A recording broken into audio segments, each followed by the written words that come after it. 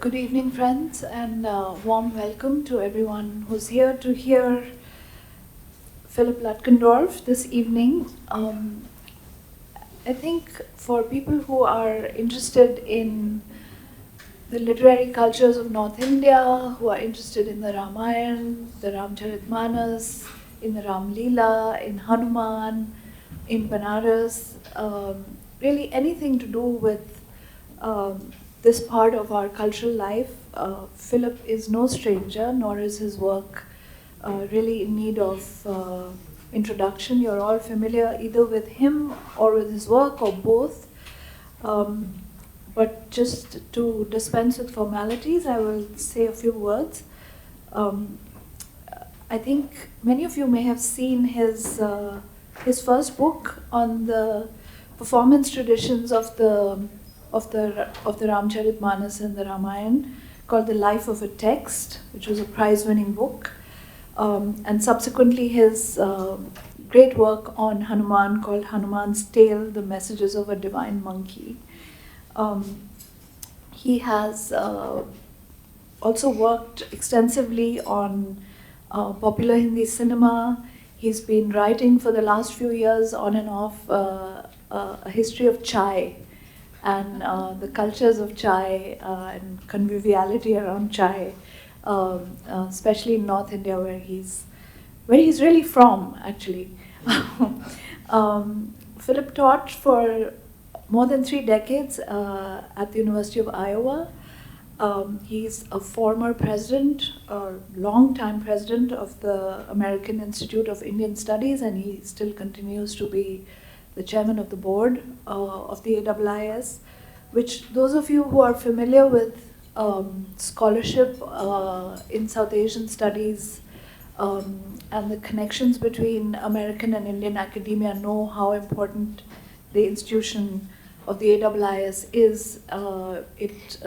It conducts language programs, it allows the scholars at all levels, research scholars, PhD scholars, students, faculty, to travel between the 2 countries and do the kind of fine research that many of them have produced. Most importantly, over the last many years, I would say almost 10 years, Philip has given his time to producing a definitive translation of the Ramcharitmanas. Never. There's no such thing. Okay. And in his usual modest way. A new translation. A new translation. It'll have to do for now. Of Tulsi's Ramcharitmanas for the Murthy Classical Library of India. It's published in 7 volumes. It's a dual language edition with the original and facing page translations. It's called The Epic of Ram, and it's published by the Harvard University Press. It took him from 2016 to 2023 to produce this monumental work. Currently, Philip is visiting Delhi at the invitation of the Parekh Institute of Indian Thought, which is associated with the Center for the Study of Developing Societies, CSDS. And a few of us scholars who are part of this institute are close reading some parts of the Tulsi Manas with Philip, which is an education for all of us. So today he's going to be speaking about a very interesting character in the Manas, who only shows up in the last book, who is a talking crow called Bhushundi. And the talk is titled Ending with a Crow, Bhushundi in the Ramcharitmanas of Tulsidas and Beyond. Philip. Thank you. So, is this on? Yeah, this is on. Okay. So can we have lights out?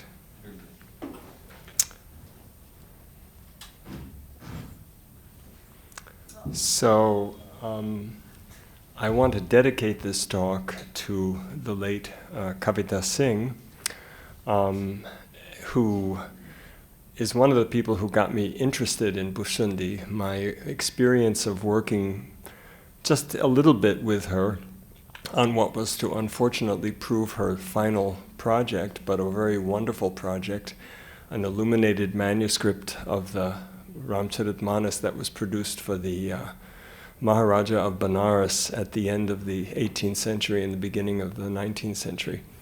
And I was able to help her a little bit with matching the text and the paintings. And I'm going to be using a bunch of the paintings from that manuscript in illustrating this talk. So I know probably many people in this room knew and respected and perhaps loved Kavita, so it's a tribute to her. And then I want to thank the staff of the Museum of Art and Photography in Bangalore, which mounted the exhibition, The Book of Gold, that Kavita curated. And it was did anybody see it besides me in here? Yeah, it was a knockout. I mean, what an incredible exhibition. Yeah. And the American Institute of Indian Studies, with which I've been affiliated for a very long time, has a complete documentation of this manuscript before it was broken up, dispersed, in their archive in Gurugram, Gurgaon. So if anybody's interested, it's also available now online. So. And they helped me also in putting together the talk, and also very much helped Kavita in approaching the manuscript and preparing for the exhibition. And finally, I also want to acknowledge the Parekh Institute of Indian Thought and its director, Dr. Rajiv Bhargava, for bringing me here this time and giving me the opportunity to participate in a wonderful Goshti, a very stimulating scholarly seminar. Two other scholars from it are here today, Peter Friedlander from Australia, who works on Ravidas, and Jaroslav Sternad from the Czech Republic, who is co-writing with Linda Hess a Murti book on Kabir that will be coming out in the Murti Classical Library series. Linda is out of town, so she couldn't be here tonight. But anyway, let me go on. So, among the famously many Ramayanas, the retellings in regional languages that were composed during roughly the last millennium, in the long shadow of the Sanskrit epic of Valmiki, that of Tulsidas, in the literary dialect of Hindi, has come to have an especially large audience and cultural impact. Though it is often called simply Ramayana by Hindi speakers, this immensely popular and revered 16th century retelling explicitly has a different title, Ramcaritmanas, allegorically associating the Avadi epic with the sacred geography of the Himalayas, specifically with the huge glacial lake near the base of Mount Kailash, Shiva and Parvati's abode. This symbolic landscape is introduced near the end of a lengthy prologue that is presented in Tulsidas's own voice. And the lake, which is described as symmetrically bounded by 4 7-tiered ghats, evokes the image of a temple bathing tank or a step well.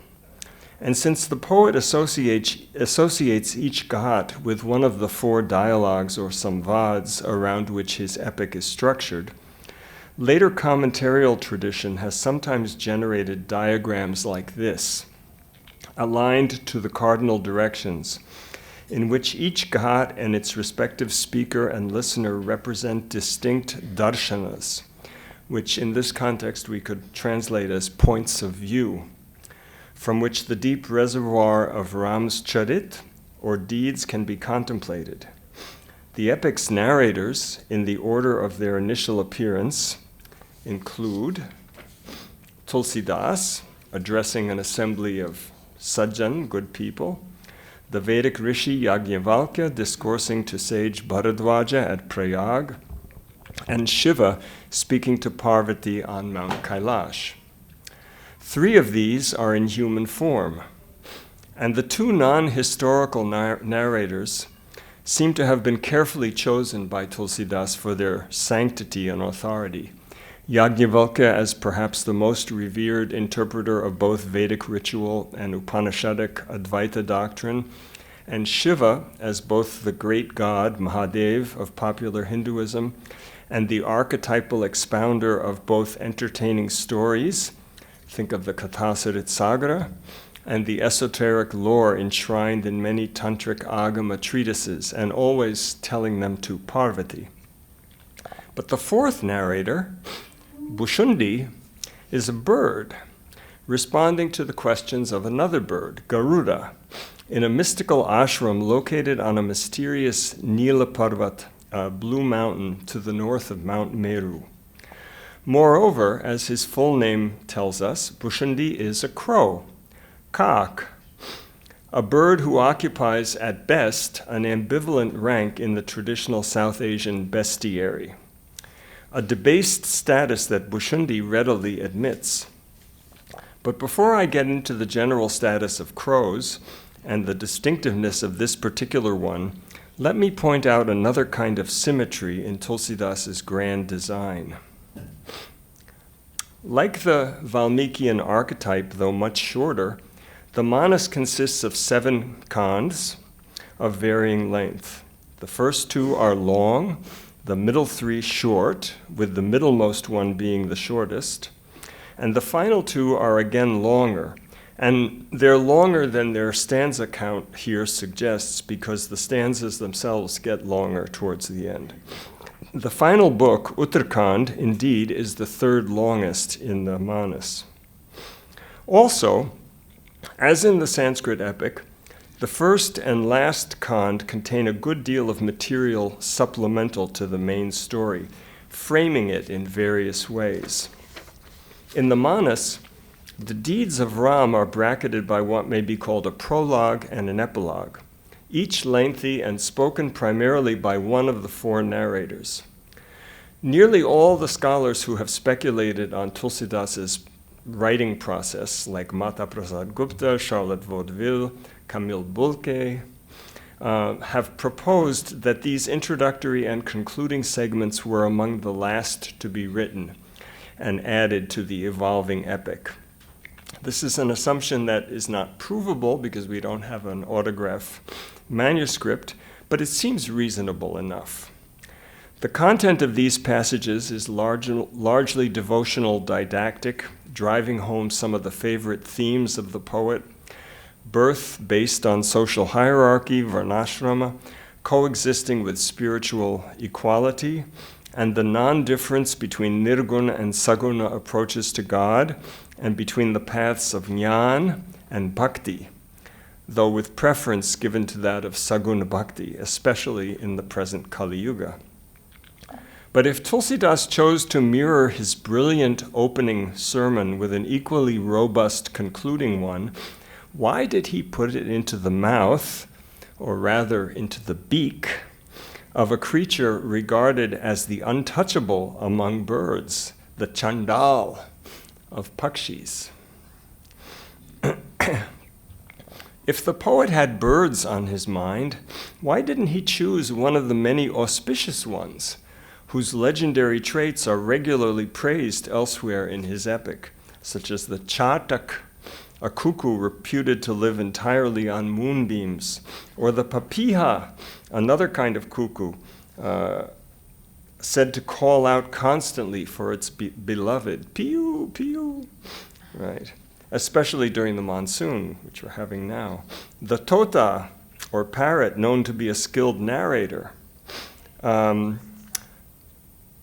Or better still, the hamsa, or goose, bar-headed goose, the bird reputed to frequent the holy Manas lake itself, to feed on pearls, to be able to separate milk from water, and indeed to symbolize both the Atman, or individual soul, and Lord Shiva himself. So again, why did Tulsi instead choose a lowly crow? Who is Bhushundi? Where did he come from? And how have epic audiences reacted to his presence at the end of the Ramcharitmanas? Crows, along with ravens and rooks, belong to the genus Corvus of the family Corvidae by the traditional Latin nomenclature. Found throughout much of the world, these birds have, as noted, ambivalent status in local lore, both in South Asia and in many other regions. On the negative side, their black color evokes associations with death, fatal time, both of which expressed by the Sanskrit word kala, which also becomes the word for black, and unconsciousness. Their appearance in certain contexts may portend an omen of approaching death.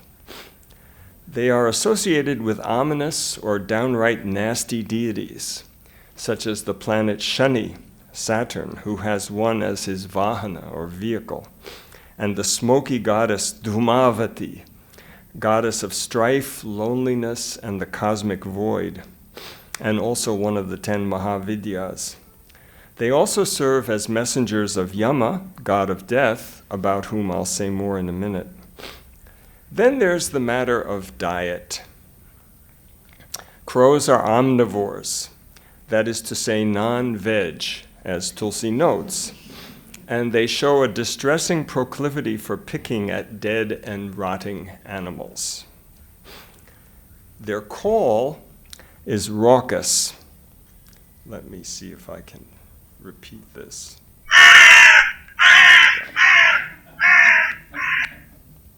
Soundbite. Their call is raucous. Indeed, the sound kawa is one of their Hindi names. Whoops. Okay, but can I go on to the next slide? Yeah, there we go. Again, a Manas verse calls attention to their unpleasant calls, which you can see here. Kala parihasa hoi hitamora, kaka kahahi kala kanta katora. Right. And there are a number of other verses that highlight the mostly negative image of these birds. You have some examples here. Kaka hohi pikabako marala, je kami lo lupa jagamahi, kutilaka ka iva sabahi derahi. Yeah. The only other appearance of a crow as a character in the Ramcaritmanas is even more negative. When in Chitrakoot, in Tulsidas's Aranyakand, Indra's son Jayant takes the form of a crow to peck at Sita's breast, incurring Ram's wrath and swift punishment. On the more positive side, South Asians have not failed to notice the intelligence of crows. Recent ornithological research calls them the anthropoid apes of the avian world.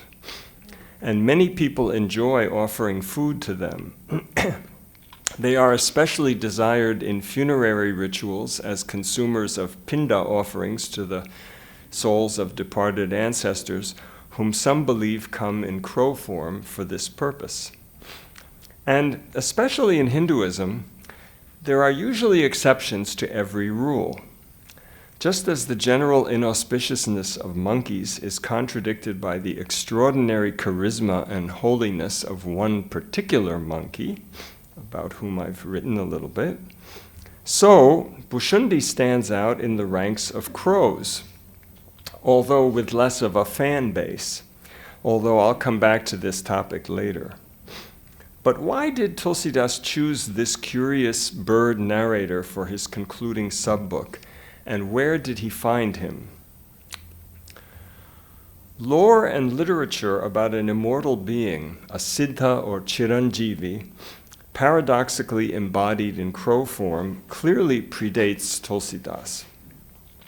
In the life story of Ravana that is told in Valmiki's Uttarakhand, the frightened devas hide from the rampaging demon in the wombs of animals, and Yama, god of death and dharma, takes refuge in a crow. Later, the sheltering animals are all granted boons, and that given to the crow is especially generous. He will be free, Yama says, of the ailments that afflict other creatures, and in fact will live forever unless killed by a human being.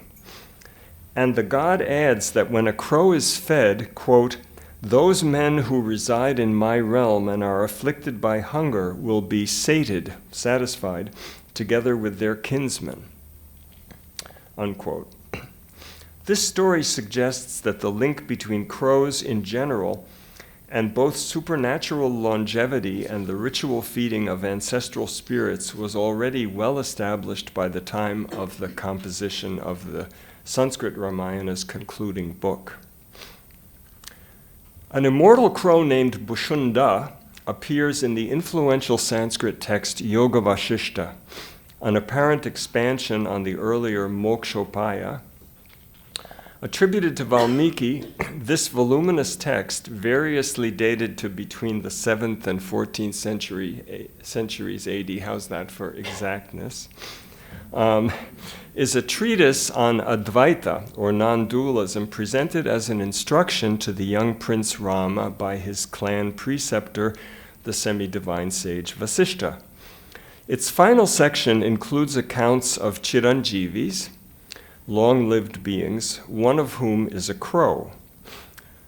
Bhushunda lives in a magical tree on Mount Meru, along with other divine birds, Brahma's Hamsa, Kartikeya's peacock, etc., and is said to have lived longer than any other embodied being, surviving multiple pralayas, or cosmic dissolutions. Their number is not specified. His crow form, which he acknowledges to be, quote, held in contempt by the people, unquote, is a result of birth rather than a curse. So unlike our Bhushundi, as you'll see. Bhushunda was born from a female Hamsa who became pregnant by the crow vehicle of the tantric goddess Alambusha during an orgiastic rite. And he attributes his longevity to yogic pranayama breathing rather than to divine grace. His story thus bears little resemblance to that of Tulsi's Bhushundi, and his teachings, emphasizing radically Advaita perception of Brahman, are substantially different from those of the crow of the Manas, who ultimately advocates bhakti for an embodied saguna form of Ram. Tulsi's Bhushundi tells several stories about himself that reflect other influences. Thus, his stealing a morsel from baby Ram's hand, only to find himself pursued by the little hand to the very limits of the universe, playfully echoes the early Ramayana story of adult Ram's vengeful pursuit of Jayant, the crow. And Bhushundi being swallowed by little Ram to wander for eons through countless universes inside the Lord's body mirrors the adventures of sage Markandeya in the forest book of the Mahabharata. Many traditional Manas commentators and 20th century academic scholars have postulated the existence of a Sanskrit Bhushundi Ramayana on which Tulsidas extensively relied, but no such text has yet been definitively identified.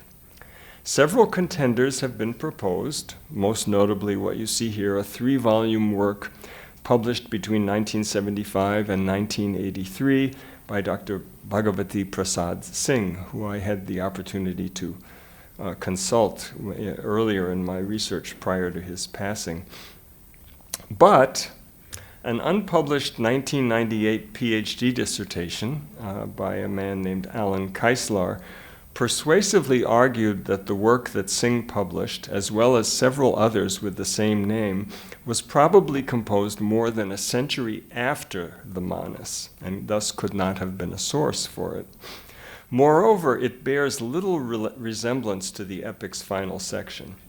Presented as a dialogue between Bhushundi and Brahma, it highlights the young Ram as a Krishna-like playboy who engages in erotic sports with thousands of young women, a portrayal that shockingly contrasts with Tulsi's depiction of the crow's devotion to the infantile Ram, because Bhushundi in the Ramcaritmanas tells Garuda that in the Treta Yuga of every kalpa, he goes to Ayodhya for the first 5 years of Ram's life to witness and savor his Bal Leela, Ishtadeva Mama Balaka Rama. Right? Whatever its literary precursors might have been, the Crow's autobiography and teachings comprise nearly 2/3 of Tulsi's long final Kand, following the conclusion of the Ram story at stanza 51 of Uttarakhand, with a happy ending, by the way. In case you don't know the Ramcharitmanas, unlike Valmiki, it has a happy ending. Ram and Sita live happily in the palace. She's never exiled. And the twins Lava and Kusha are born and raised in the royal palace along with their mom, dad, and 6 first cousins. Yeah. Although I will not have time to go into Bhushundi's rambling narrative in detail today, I will mention a few significant passages. So I just have summarized here Bhushundi's life story, and of course I don't expect you to read all that text, and who wants to anyway, but I'm going to give some highlights, and I'm going to illustrate it with some of the magnificent paintings produced for the Maharaja of Benares, Udit Narayan Singh, between 1796 and 1814, as part of a massive illuminated manuscript of the entire Manas that came to be known as the Kanchan Chitra Ramayana, the golden illustrated Ramayana, because of the copious quantity of gold leaf that was lavished on its nearly 1,100 pages. The many artists, this is of course the work that Kavita Singh worked on, the many artists employed in creating this masterpiece, the 7 volumes of which have recently been broken up and their individual pages sold to collectors, have been identified by Kavita Singh as representing at least 6 regional schools of North Indian painting. Their meticulous and sometimes whimsical renditions of the Bhushundi narrative suggest the charm exerted by this character on Manas fans. In response to Parvati's incredulity that an exalted devotee of Ram could have the body of a lowly crow, Shiva narrates his own auspicious encounter with Bhushundi during his wanderings following his wife Sati's suicide. He describes the magical ashram on the 4 summits of the Blue Mountain, each topped with a sacred tree under which Bhushundi pursues a different phase of his daily sadhana, culminating in his narration, which you see on the right, under a banyan, of the Ram Katha to an audience of venerable birds. Shiva himself takes the form of a Hamsa and joins the assembly, disguised, and he derives great solace from Bhushundi's holy tale. And at this point, Tulsidas gives us a little synopsis of the entire Ramayana again.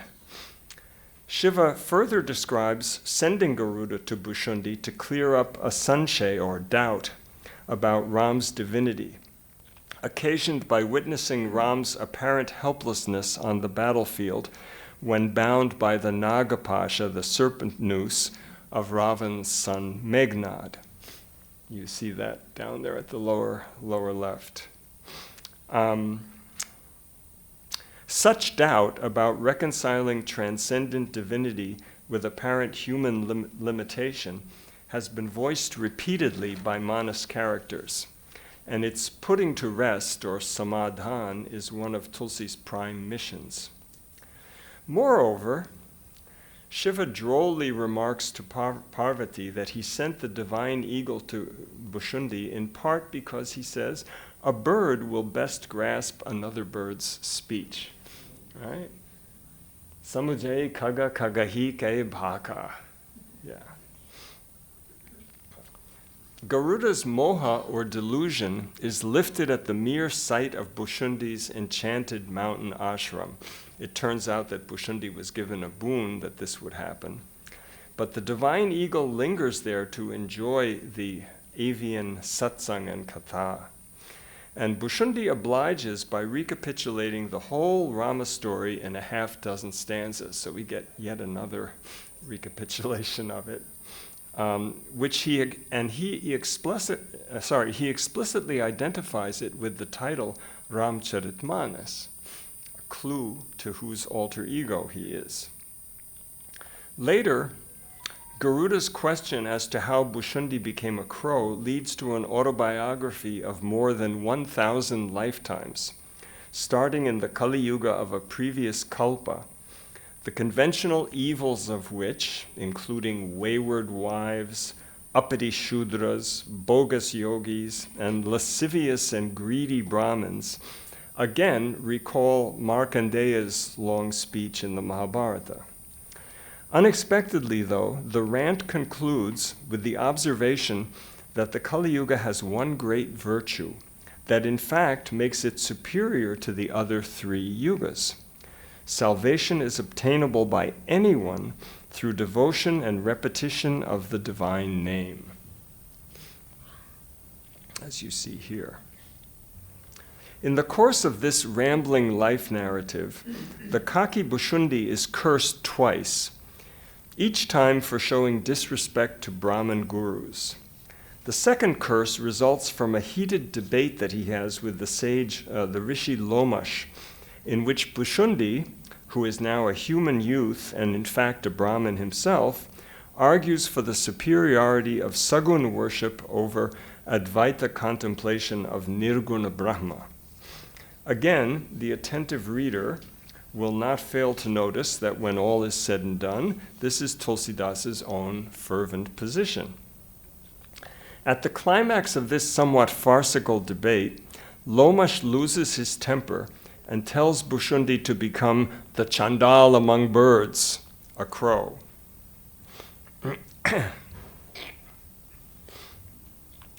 But when Bhushundi accepts this despised form with delight and flies happily away, the sage is inwardly enlightened by Ram and calls him back, initiates him by whispering the Ram mantra in his ear. You see that there in the lower, in the left portion of the lower painting. He's put a cloth over their heads and is whispering the mantra to him.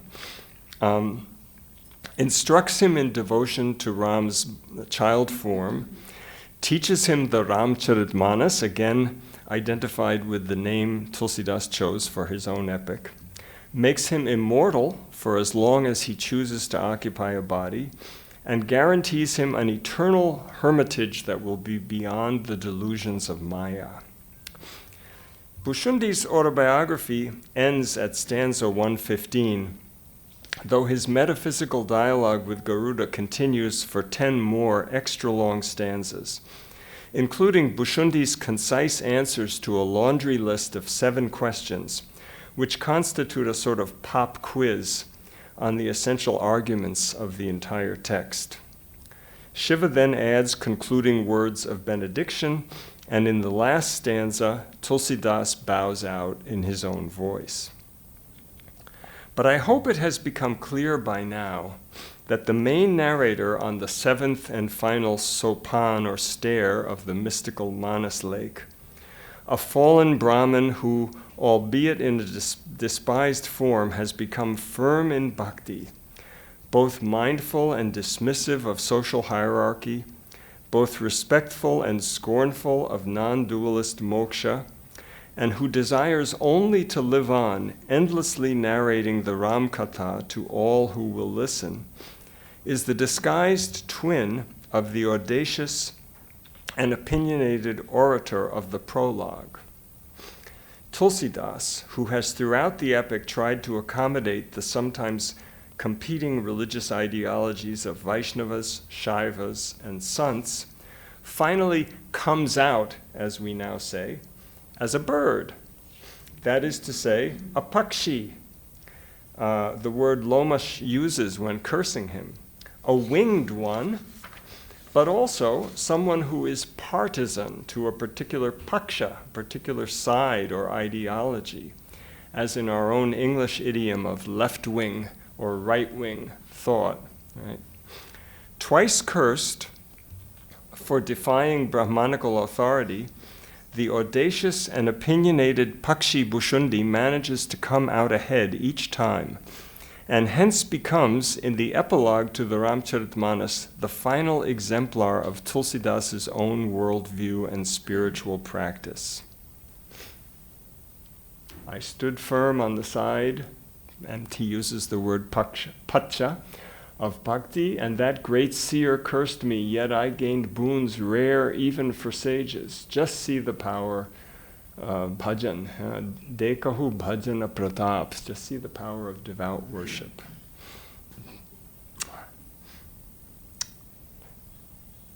But I have an epilogue also of my own, further attesting to the crow's post-manas immortality.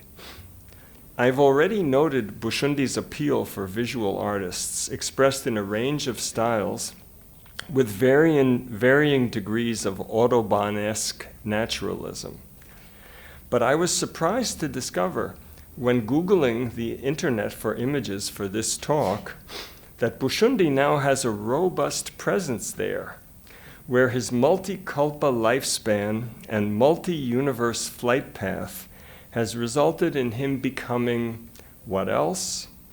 An adventurous traveler in time and hyperspace, sometimes in quasi-steampunk getup, in YouTube videos, digital games, and accounts of alleged sightings by devotees, in which his story, nearly always following the autobiographical narrative in Tulsidas's Uttarakhand, is often presented through globalized sci-fi graphics and post-quantum multiverse jargon, the latter not altogether inappropriate in this context. And for outdoor enthusiasts, there is a remote lake in the Garhwal Himalayas of Uttarakhand named for Bhushundi and said to be the site of his ashram. It can be reached only via an extremely challenging route, but don't worry, package tours are now available. Okay, I'm being sarcastic, but of course I'd love to go there someday. Thank you.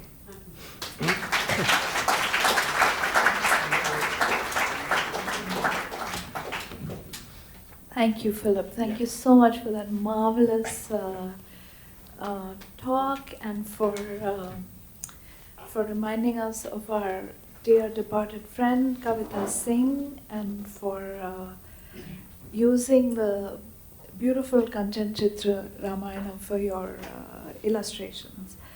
I think we'll open it for questions, but just to get you started, I just wanted to ask, based on what you said at the very end, given Bhushundi's sort of critical stance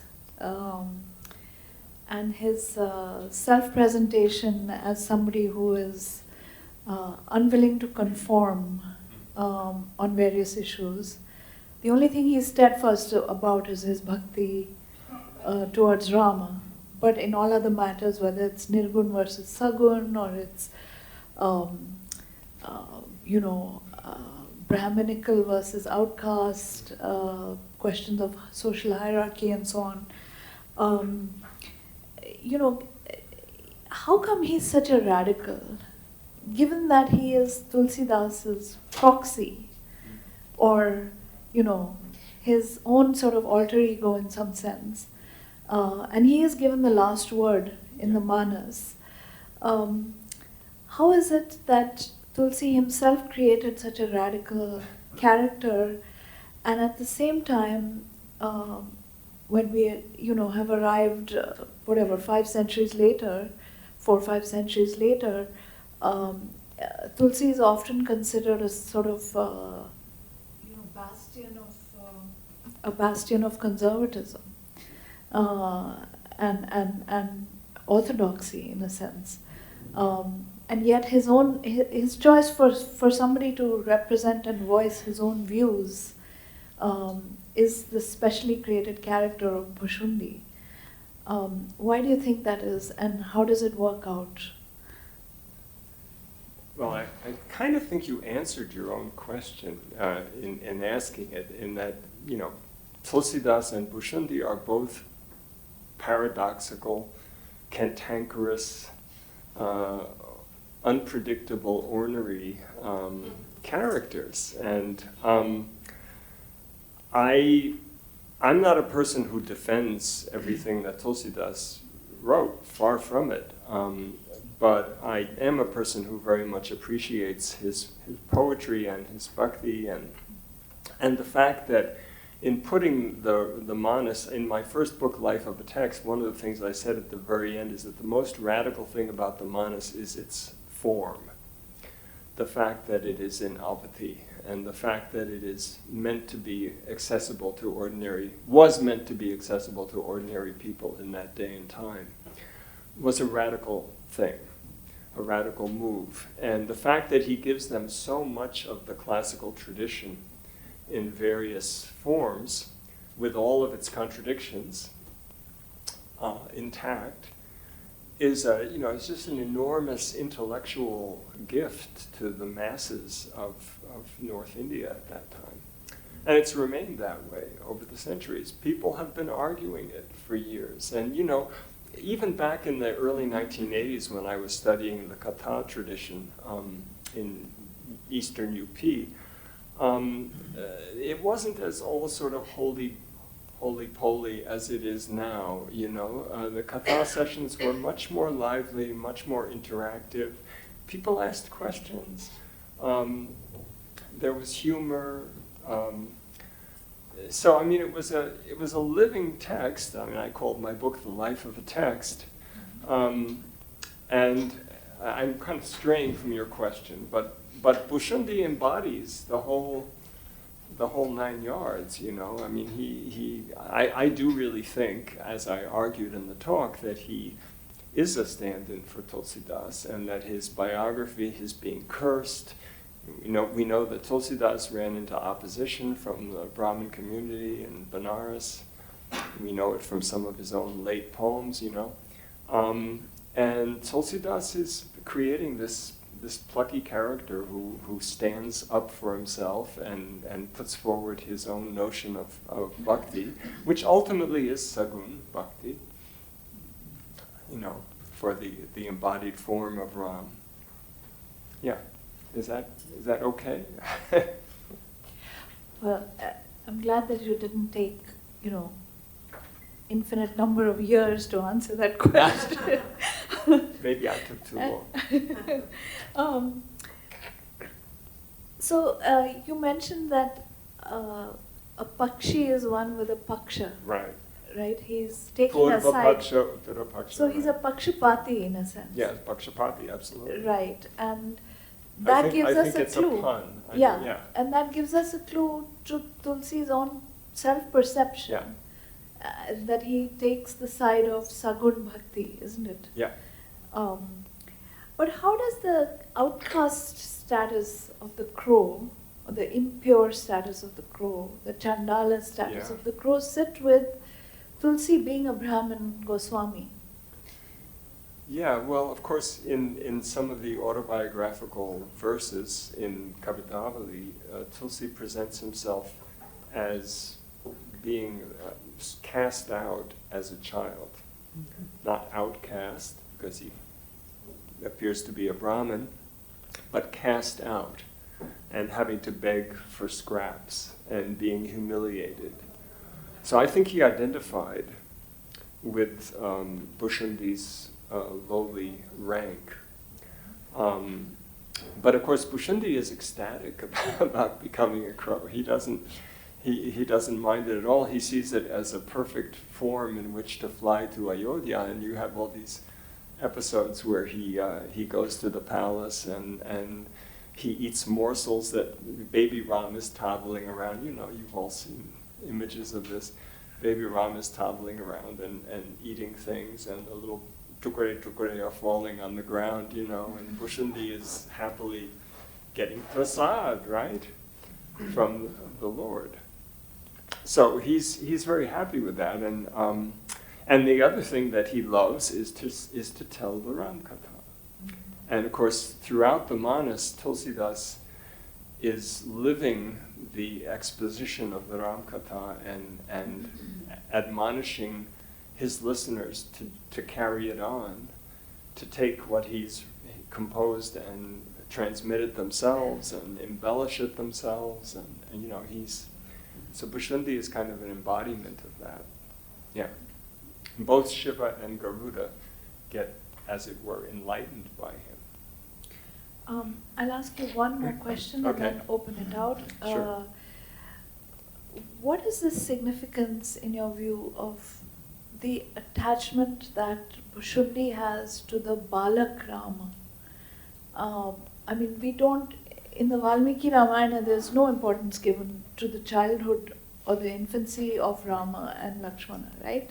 It's completely different from the Krishna story, where childhood is so important. So why is Bhushundi particularly devoted to the infant? Ishtadeva Mama Balaka Rama, which Shiva also says at one point. That's a really good question, and I think a lot of it has to do with the Bhagavata Purana and the traditions around Krishna, which are, you know, very popular at this time. You have the whole Gaudiya tradition, the Chaitanya Goswamis in Vrindavan. You have the rediscovery of Vrindavan. And those of you who know the Manas know that in Balakand there's a whole, I mean, Rama's babyhood is considerably treated.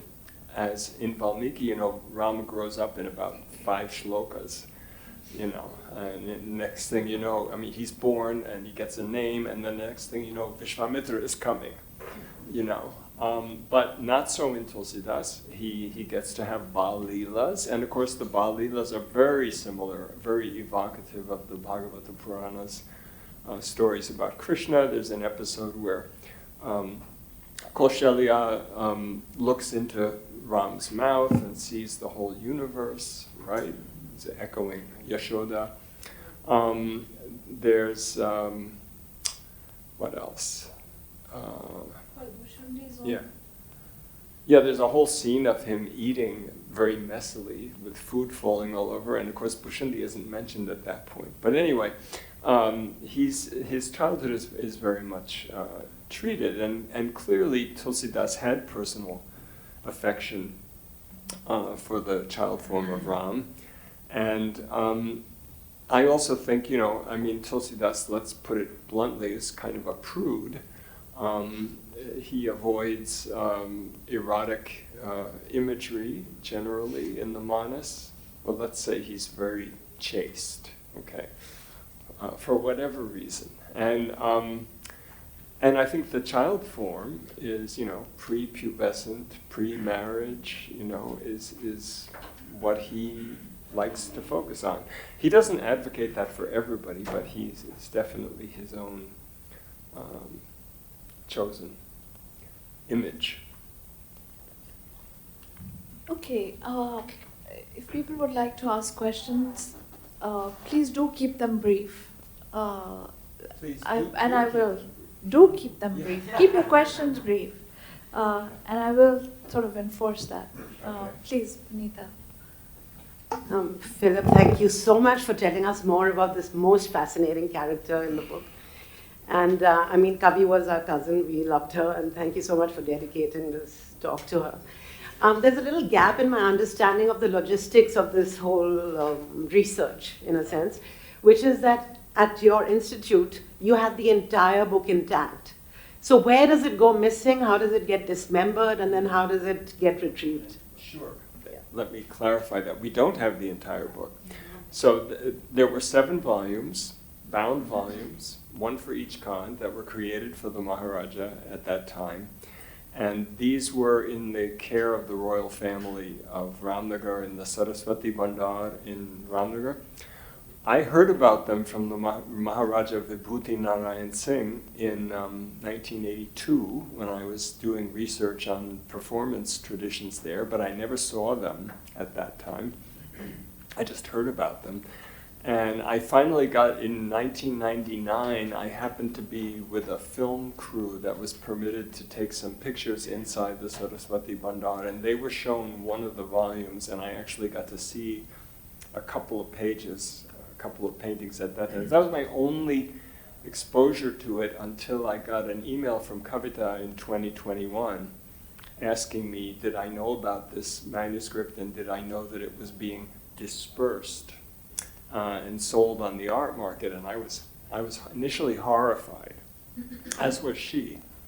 But, anyway, to make a long story short, but an American scholar by the name of Richard Schechner, a famous theater director and performance studies scholar, was in India on an AIIS fellowship and was studying the Ramnagar Ramlila, and he became very friendly with the Maharaja. The Maharaja realized that he was serious, and the Maharaja told him about the Kanchan Chitra Ramayana and showed him, this is in 1976, and showed him it, and Schechner said, do you have a photographic facsimile of this?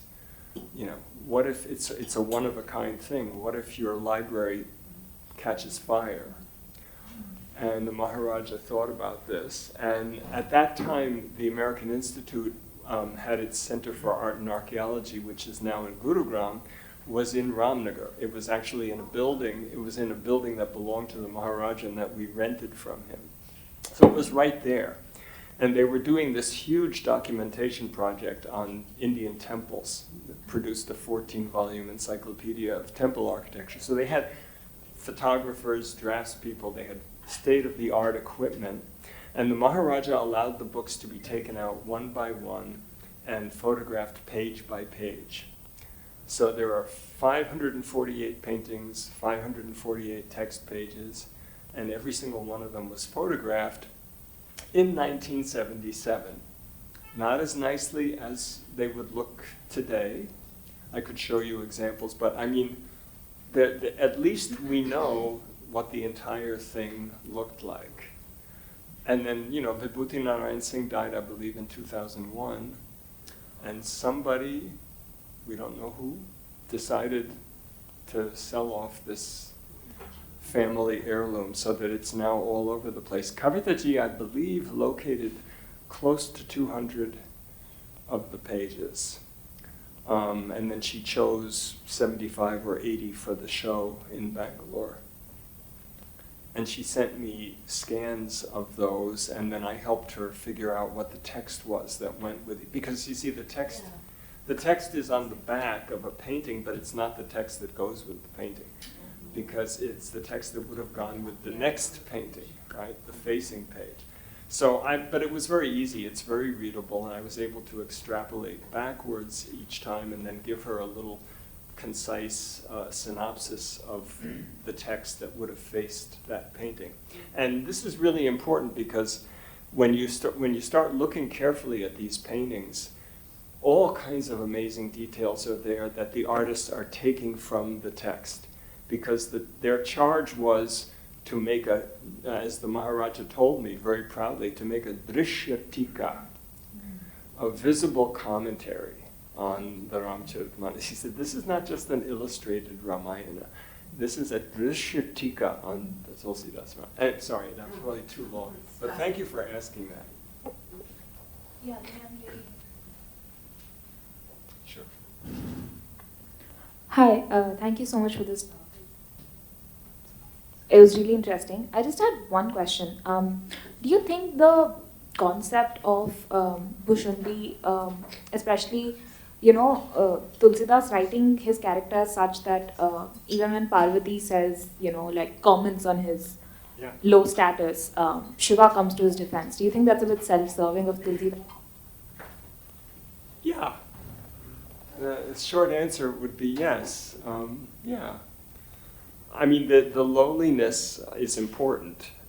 The fact that crows, as I pointed out, there's all kinds of reasons why crows are not considered highly auspicious or noble birds, despite their great intelligence, which crows remember things. crows can use tools. Yeah, they're tool. That's why they're called the anthropoid primates of the bird world. They'll take a stone and break something with it. They can do things. Anyway, but nevertheless, they're considered low. And that paradox is obviously important to Tulsidas. You had your hand up right from the beginning. Yeah. Hello, yeah. Thank you. Real joy to hear you returning to something which we've all read and kind of returning to a text here. I just wanted to push along the same line of thought, I think, that Ananya and the other question I just right now were asking, which is, I'm glad you also brought up Charlotte Vaudeville, who every time I return seems like one of the most inventive interpreters of kind of history of religions and particularly Hinduism.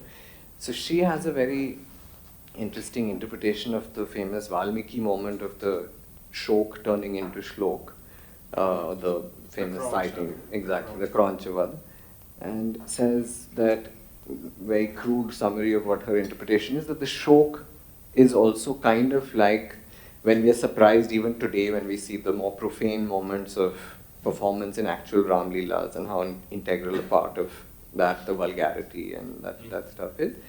So she's making the claim that that is a traditional form of the performance which far predates, and in fact in the shok is one form of a popular grief kind of song, that Valmiki is retaining the authorship of those performance forms by that moment is also an invocation of the kind of popular oral performers of. So I'm wondering that in your this inventive and quite rigorous stitching together of Kag Bhushundi being a proxy for Tulsidas' voice, etc., why you're kind of restricting the outside of it while still pointing us to it. That you're restricting, or in a way that it is a proxy, we are convinced with that part of the argument. But what is the outside it's referring to? In the sense, would it also be an invocation of forms that would this supposedly lowly creature, like the shok was also gesturing to performance forms that exceed its own, would this in any way invoke forms or meters that are not part of this tradition? Oh, the crowing of the crow. The harsha performances. That is Valmiki doing, Tulsi doing a Valmiki with shlok. Okay. Well, I hadn't thought about this, so thank you for pushing me, but even the thought what would be the outside of Tulsi's performance world? Let's stay inside it for a minute. Yesterday at CSDS we read the Lakshman Parashuram Samvad from Balakand, which is incredibly vulgar and crude and funny, and it's a real farcical thing, attacking this very exalted, not only Brahmin sage, but an avatar, the previous avatar of Vishnu. And it brought back to me how beloved this is in Ramnagar Ram Leela. This is a scene for which, tons of people, tens of thousands of people show up because they love this back and forth insults that are traded. And of course, in other Ram Leelas that are not as conservative in terms of keeping to the Manas text, there's all kinds of stuff that's brought in dialogic form. In references to contemporary politics, references to caste politics, So that's very much part of the Ram Leela tradition, as you know, I think. So, do you think the crow points to that? The crow's cawing? Sure. Yeah, that's good. I like that idea. That's why I wanted the voice of a crow to be part of the talk. We took a long time getting that to work in here, because at first it would only play on my laptop and you would not have heard it. But is that okay? Yeah. Thank you. I think what Bhrigu is suggesting is something like less melodious and more cacophonous aspects of the epic. Yeah. Which come out perhaps in I tried to performance more than point- in reading. Yeah. Yeah. Of course, the epic is a song. It's very melodious, and of course, you can do all kinds of things with a song. I mean, I studied the folk singing in Benares at different seasons, like Savan and Cheti, and where passages from Ramcaritmanas are taken and they're put into these melodies that are seasonal, and they're combined with other things, other snatches of folk tunes. So that kind of creativity, I mean, again, it goes back to what I think it was Tulsi's real contribution, which was putting this story out there in a form that ordinary people could embrace and relate to and do things with. And I see that as the real radical move there. Not it's in the ideology. Ideologically, it's often quite conservative. Yeah. Dr. Sharma. Is there a possibility of moksha for Bhushundi? He wouldn't want it. No, there isn't, because he explicitly rejects it with Bhushundi. He tells Bhushundi, I don't want moksha. He just wants to keep going back to Avad every kalpa, every Treta Yuga of every kalpa, and enjoying the Baal Leela of Ram, and the rest of the time he just does the katha. So no, he is not interested in moksha. Explicitly, he says so. He is not interested, but there is a possibility of moksha even for a Shudra. Yeah. No, of course. I mean, moksha or whatever sadgati a Ram Bhakta would want. People talk about saket vas, this sort of heavenly Ayodhya, like Golok for Krishna devotees, where you can be in the story with the Lord all the time.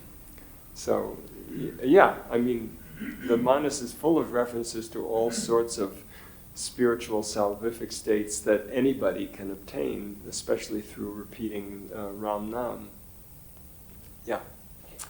Way in the back. No, and then that gentleman also has hand up. Yeah, please. Can you get to a mic? Hi. I'll speak loud. No, but it's being recorded, so it's This- better you use the mic. This is a graduate of Iowa Vishwavidyalaya here. Oh, yeah, I met her. I don't know if she remembers, I met her when she had come to Iowa. Give her talk when you came to at the SAS. talk.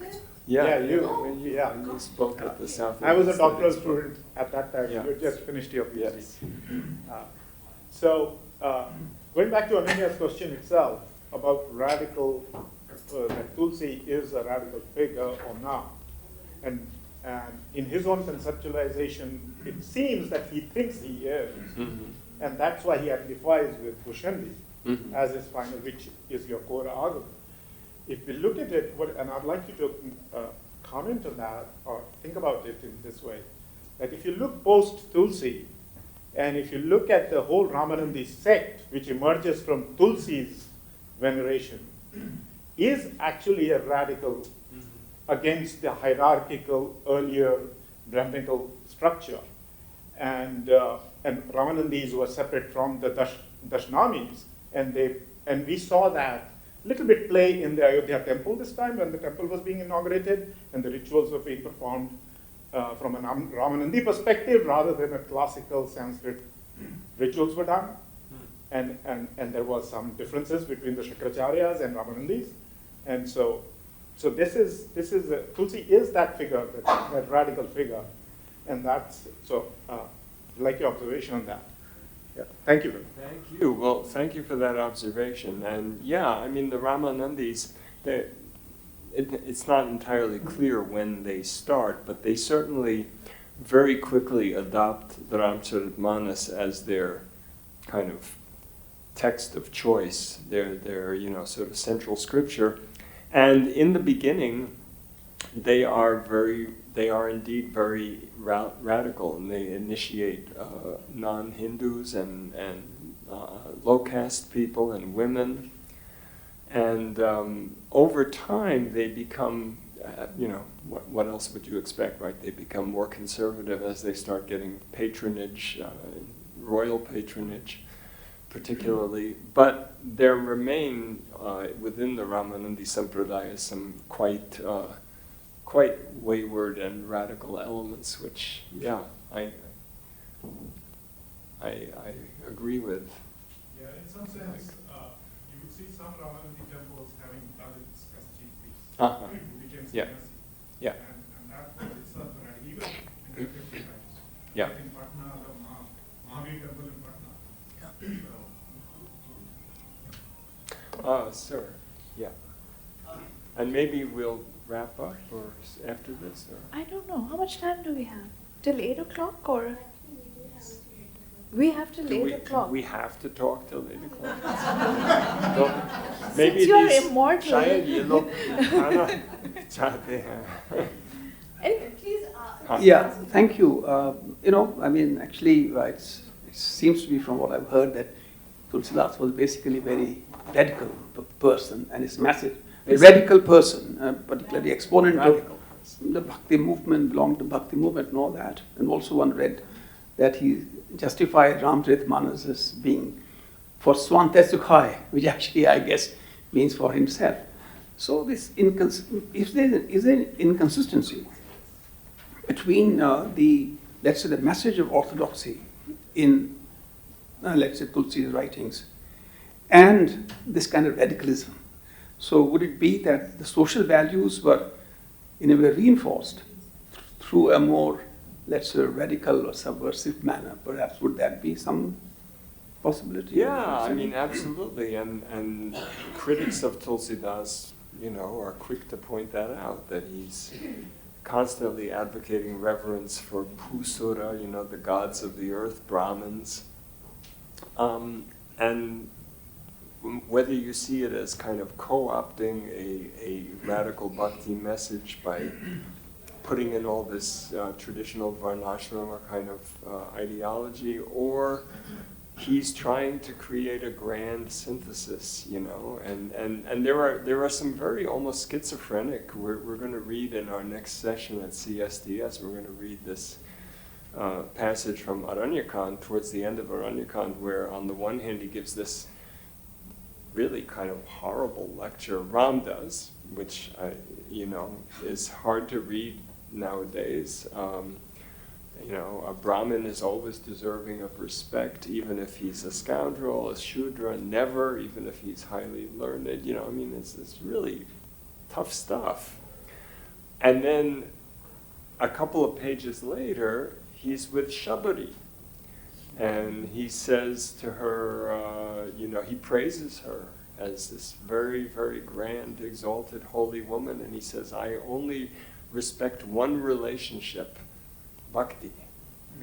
Nata. Bhagati karanata. Yeah. That's the only thing that matters to me.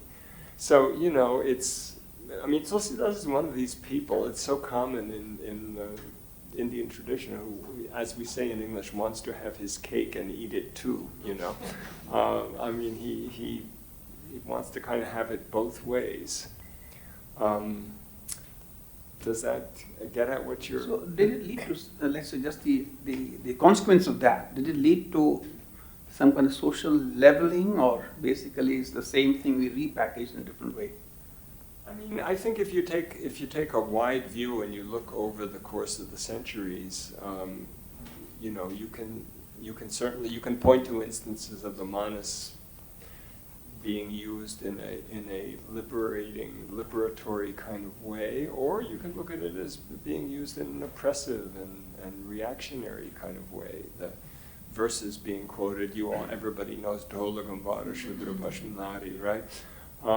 Which isn't spoken by Ram, by the way. But and yet there are so many verses. over and over again, he's talking about the liberating power of the name and of bhakti and its availability to everybody, sabahi sulabha sabadin sabadesa, you know. So it depends on who you ask and where you look, what you find, but you know, it has become, certainly for hundreds of years, it has played a very beloved role. There was a social churn anyway, as a result of this. Yeah, yeah. Thank you.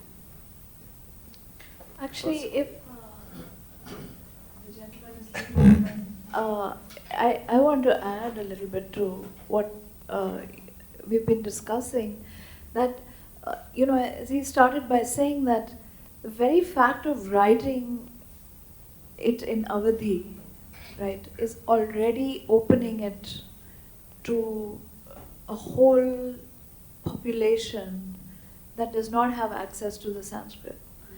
And once he has done that, in fact, there is no returning to the Sanskrit. This is something I was trying to say to Philip, that, you know, the Manas is so beloved and so widely known, and it's so much a part of performance and of everyday idioms in our lives, and we all know it, at least in North India, which was probably never the case with the Valmiki Ramayana. And it need, you know, we need never return to the Valmiki Ramayana actually. So already all of the radical potential is contained in that decision to rewrite and retell in the language of the people. And this is something which really has, I mean, I've only recently, in learning from Philip, I've come to think about this, and it has thrown into doubt the impression that I always had that Tulsi represents a kind of reactionary bastion of certain kind of North Indian conservatism, religiosity, patriarchy, you know, all social conservatism of every kind. I think that linguistic decision has already sort of thrown that into doubt and created, you know, invited everyone into the Ramayana in a way that they couldn't have entered earlier. Can I tell a little anecdote here? Can I tell an anecdote and maybe end with that or so? Many years ago when I first started teaching at Iowa, I had a graduate student who was an Anglo-American woman, and she was quite good. She got, you know, through advanced Hindi. And she came to me and she said, I want to read Tulsidas with you. And I knew that she was a staunch feminist. And I said, really, you want to read, why do you want to read Tulsidas? And she said, because I want to know the enemy. And so I said, okay, fair enough. So we started reading Ramcaritmanas from the beginning of Balkan, Vandam, Guru Padu Padma Paraga. The other thing about this woman is that she loved poetry. She loved English poetry and she loved Hindi poetry. And as we read, and as she started to understand the grammar, you know, and how the lines were working, you know, she so many times it would happen, we'd be reading and she would say, wow, that is so amazing. That is so incredible. And, you know, that guy could really write. And, you know, this kind of went on over the course of a semester, and by the end of the semester, you know, she said, well, you know, I don't like everything he says, but boy, he was a real poet, you know, that was really something. And I felt totally gratified I had made the case. Yeah. So shall we end on that note? You can ask me privately. If anybody has a pressing question, please raise your hand now, otherwise we'll call it to halt. Okay, and anybody I'm sorry, that you're needs not to, off the hook. anybody that needs to leave, please leave. Sure, go ahead. Please. This is actually just one comment. Yeah, put your mic on. One Comment and one question. Hold it down. It has to be red. Yeah. So does mine. One thing that comes out from what what you've said is that Tulsidas shows that democratic values were very deeply ingrained, at least in him, when he tried to bring it into all of society way back then. Okay. The other thing is a question which has puzzled me, and I haven't been able to find the answer. But many years ago, I met a Swamiji who kind of wanted me to study the Ramcaritmanas, and he said that woven into the text were some secret mantras called Shaber mantras. I haven't been able to find out anything about that. Can you? I'm the wrong person for that. I think there are, treatises. If you go into a kind of Hindi bookstall with religious, I have seen books about that. There's all kinds of theories and interpretations, and all kinds of esoteric things that are discovered. As with any, really great religious text, people brood on it and ponder it and come up with all kinds of things. We were reading today Lakshman Gita in Ayodhya Kand, which is this discourse that Lakshman gives to the tribal chieftain Guha about really the nature of the soul and illusion and reality, and it's become known as Lakshman Gita by commentators. And I realized only today while we were reading it that it has exactly 18 lines, right? So 18, the Mahabharata number, the Bhagavad Gita number. And I had never thought of that before, even though I knew it was called Lakshman Gita. So there's all kinds of structural things in the epic. There's no doubt that Tulsidas was a real crafts person. Yeah. But I don't, the Shabara mantras, he refers to Shiva creating those in the Kali Yuga, but he doesn't, to my knowledge, just sharing also that the Swamiji said that the reason why illiterate people can memorize the verses, the 10,000 verses, after hearing just once or twice, is because of the power of these mantras. And there are people who can do that, and I have met, I met some of them.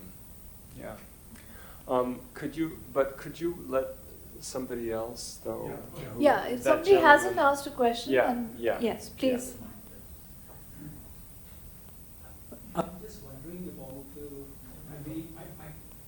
the way we talked about Bhushundi. Yeah.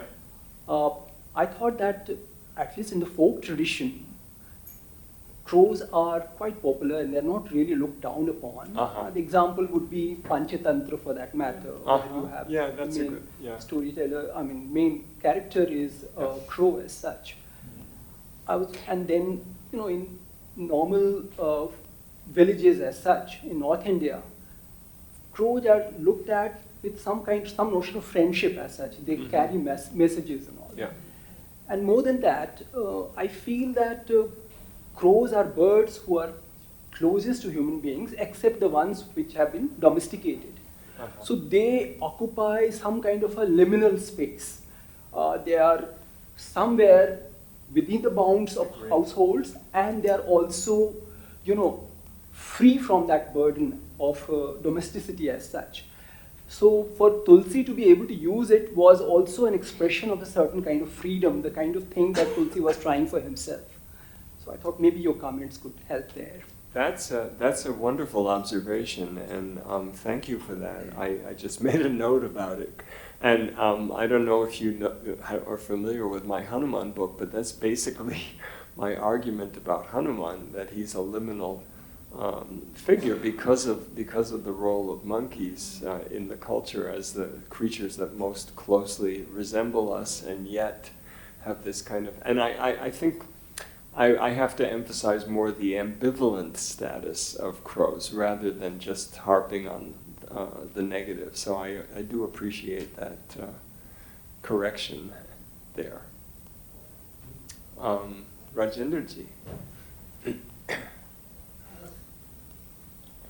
I just remembering my childhood, where in 50s when we used to go to our grandparents' house, and when the crow, in those days there's no internet, no phones, nothing like that. So when the crow cows for a long time, that means someone is coming to the house. Somebody's come. To put home like that. So I was just remembering that. Yeah, I wanted to share with you. They can be messengers. Yeah. Well, shall we let people have their?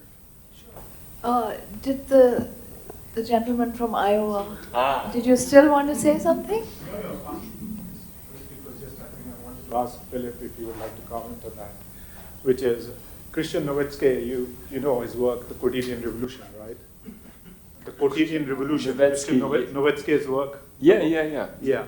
So in his, going back to the original argument about language and linguistic argument that he makes, is about this radicalness, this openness, this progressiveness which comes with bhakti movement and the language, which goes to, in that case, he's obviously talking about Marathi and Gyaneshwar, and he's talking about that tradition. Yeah, So there is Gyaneshwar in a way. He was also talking about how language itself is that radical component in it, and how Tulsidas is sort of the Gyaneshwar of Hindi, and he's also the Dante of Hindi, I would say. Yeah, thank you.